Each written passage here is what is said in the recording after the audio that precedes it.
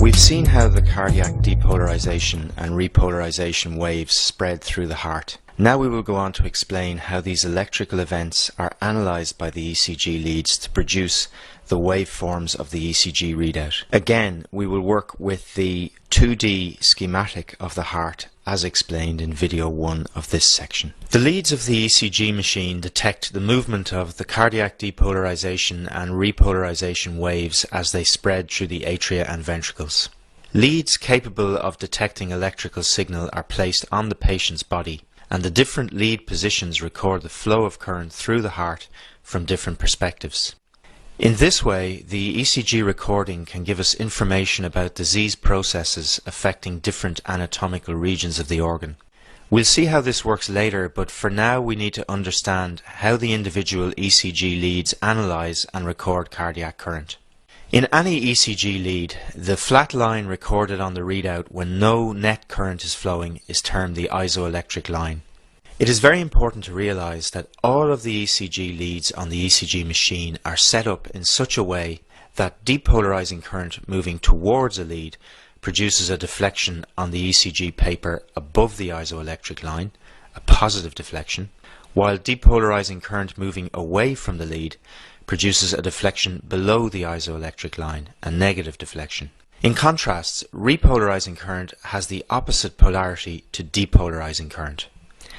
Therefore, repolarizing current moving towards a lead produces a negative deflection on the paper, while repolarizing current moving away from the lead produces a positive deflection.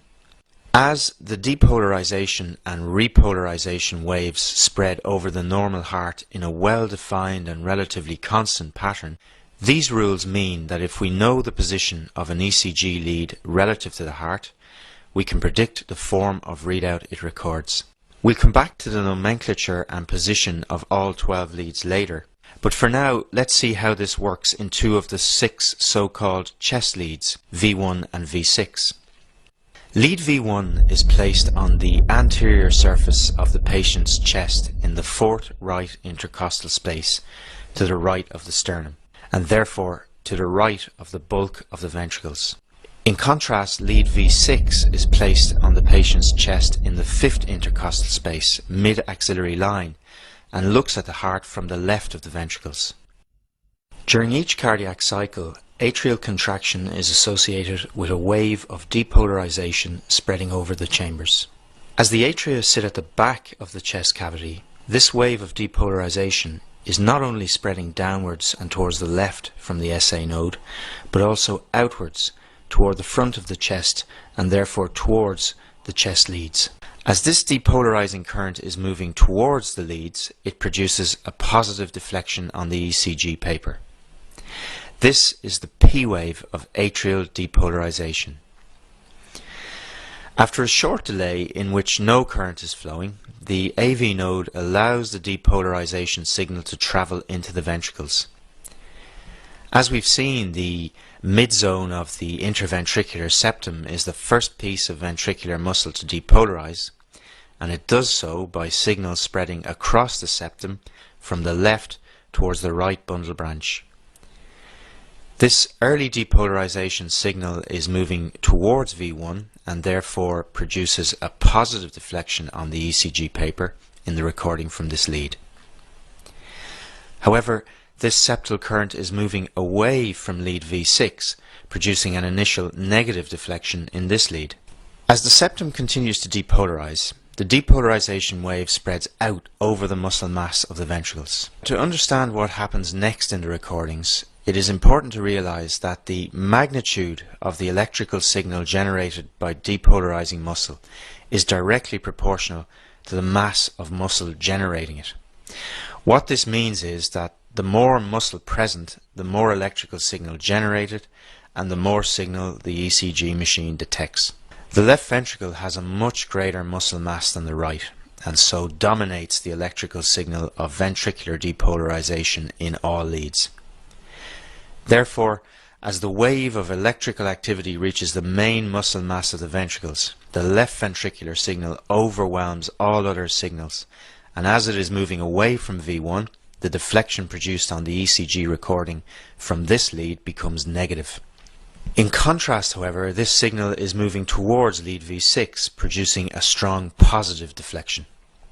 The flow of depolarizing current around the ventricles is recorded as the QRS complex, and as we've just seen, the morphology of the QRS complex differs predictably in the ECG leads depending on their position relative to the heart.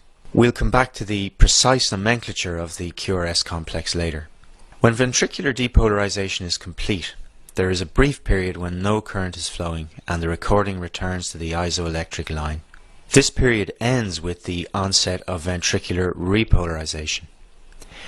Remember, repolarizing current has the opposite polarity to the depolarization wave, and therefore when it is moving towards a lead, it produces a negative deflection on the ECG paper and a positive deflection when moving away from a lead.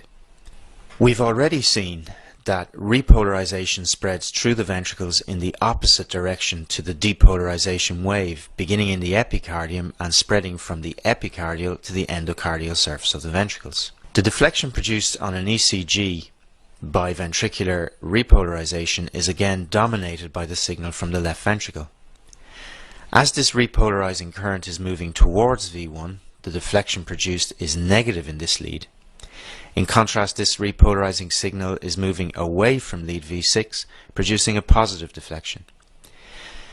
The deflection produced by ventricular repolarization is termed a T wave. Note that the T wave has a very different morphology to the QRS complex. Cardiac repolarization spreads relatively slowly through the muscle mass outside the conducting system. Hence, the T wave is considerably longer in duration and therefore broader on the ECG paper compared to the QRS complex. You should also realize at this point that the fact that repolarizing current moves through the ventricles in the opposite direction to the depolarization wave means that in leads with an overall negative QRS complex, that is, the negative deflection is larger than the positive deflection, the T wave also tends to be negative, lying below the isoelectric line. While in leads with an overall positive QRS complex, the T waves are also positive, lying above the isoelectric line. To use the jargon, in non-diseased hearts, the QRS complexes and T waves tend to be concordant. There are important exceptions to this rule which we will deal with shortly. Just to tie up a loose end, atrial repolarization produces a relatively weak electrical signal which is buried in the QRS complex and is generally not detectable on a standard 12-lead ECG. In the next video, we will try and ensure that you are familiar with the nomenclature of the ECG recording.